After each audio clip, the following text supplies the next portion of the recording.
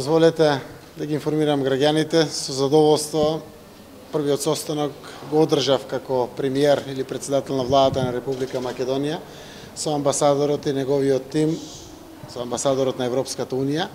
Секако сум среќен заради тоа што нема поважна цел за нашата Република Македонија освен интеграциите во Европската унија и НАТО. Имавме плоден состанок кој што траеше повеќе од саат време, на кој што разговаравме за сите детали и за врските на владата кој што треба да ги направи на нашиот пат кон Европската унија.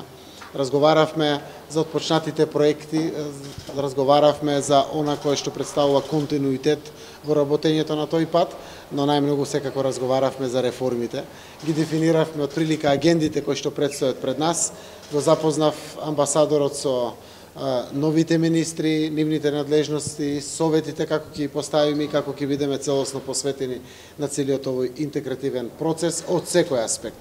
Од аспект на реформите, од аспект на подобрувањето на меѓу соседските односи, од аспект на комуникацијата со Брисел и Европската унија генерално, се со конечна цел да од сите можни аспекти ги придвижиме процесите за Македонија да ден поскоро ги придвижи работите како што следуваат. А тоа е да ја тргнеме ако може побрзо условената препорака, ако даде Господ со добра работа преку реформите и со многу посветеност на сите во земјата. Кога зборувам на сите, тоа значи и власт, и опозиција, и извршна, и законодавна власт, и сите други партиципенти во секојдневниот живот, да овозможиме надеж дека ќе отпочнеме преговори со Европската унија час поскоро. We have now functioning assembly, we have functioning government, and this injects, gives us a confidence that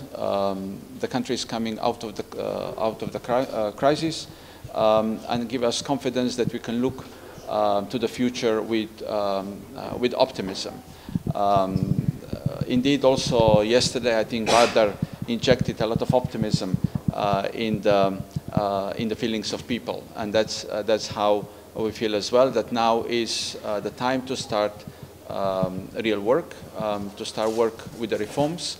I came to convey to the Prime Minister our readiness to help, to support. We are ready to provide